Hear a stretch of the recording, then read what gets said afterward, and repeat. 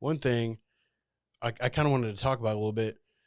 It's not necessarily about the NFC South or the Bucks necessarily, but kind of your. I just wanted to get your take on how you think the whole Patriots organization was going um, with Gronk retiring and Tom Brady leaving, and then Gronk coming back and being like, "Look, I can play again." Do you think that it just kind of came down to, so Gronk said he retired because he was hurting and he was getting hurt all the time and he didn't want to play anymore? But do you think it could have been because Bill Belichick and he didn't want to play for Bill Belichick and that organization anymore? And he was like, this organization is kind of toxic to him? Or do you think it just came down to, hey, I can have the opportunity to play again in a new city and I'm going to go beat Gronk and party in Florida? I think it's a little bit of everything because Gronk is a very fun personality. He wants to have fun, and he has fun winning, but he also has a lot of fun partying and relaxing. And I don't think he could really do that with Bill Belichick. He demanded greatness, and greatness requires dedication and no nonsense sort of mentality. So part of me thinks he retired because, he is injury prone, and he's got a lot of options on both sides. He's got a lot. I don't blame him for retiring and then coming back because he's got a perfect opportunity to do so. He doesn't have to be the main guy like he was in New England. He can afford to not play every snap, but he wants to be there and have fun with Tom Brady. He knows Tom Brady will get him the ball, and he can preserve himself more while being in Tampa too. So it's I think this will be something that we look at and go, in the media at least, oh, he did this because he hates Bill Belichick. But the way I see it is that he really was retired. He was done with football. He didn't want to go and work and tear his body down more. He wants to go out and have fun with what he can still do.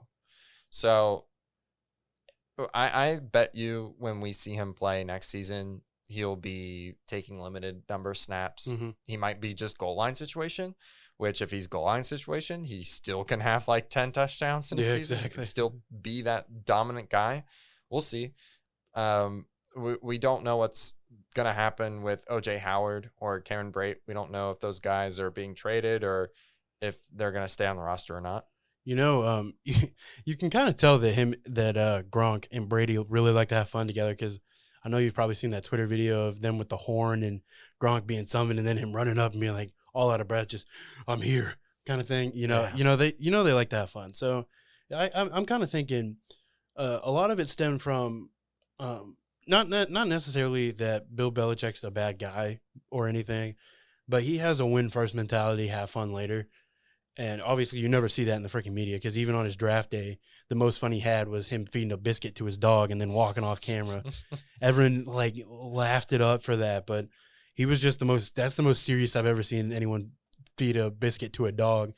And he was just all business. So, I mean, I don't know, maybe he says a lot of the time, Bill Belichick says it's him and he can win without Tom Brady. He doesn't really need Tom Brady. I think that relationship started to get sour a few years ago. I really think that Robert Kraft was the reason that Brady even stayed in New England for that long. I think Bill Belichick, not that he was like trying to get rid of Brady, like, oh, I want to be the big ego kind of thing, but he was like, look, Brady's starting to get old. He's like, I know Brady's starting to get old. I think he liked the guy. I think he loved him to death, because you would love a quarterback that wins you freaking 6 rings, but you got to be like, look, he's starting to get old. He's not going to be able to play at his highest, like he was back in the day. So we need to kind of start to move on, kind of find something else. And I really think him moving out to Tampa, like you were saying, Gronk knows that there's other weapons and everything, that he doesn't have to be that number one guy. He doesn't have to be him. It doesn't have to be him and Julian Edelman. And even Julian Edelman last season was so broke down that he couldn't play. Like, every pass became a hospital pass to him. Yeah. So I really think that's going to be kind of a thing that helps Gronk in Tampa. is that he's not going to have to catch hospital passes because he's not the only guy. He can catch literally anything and not get absolutely blasted. And with a lot of his division, you can look at that division and kind of be like, look, a lot of that division, their defense isn't great. So the Bucks have all the potential in the world to score freaking 40 points a game on average, just based on those 6 games they have to play in their division. So I think Tom Brady has a whole lot of potential, and Gronk too, and even the rest of them. Like, they all have so much potential to just absolutely go crazy next season. But again, in that whole division, it comes down to their defense. If their defense can put up some stops, put up some numbers, get some turnovers and things like that, I think the Buccaneers could absolutely easily keep up with the Saints and probably split with them, and then just be trying to run the tables with them next year.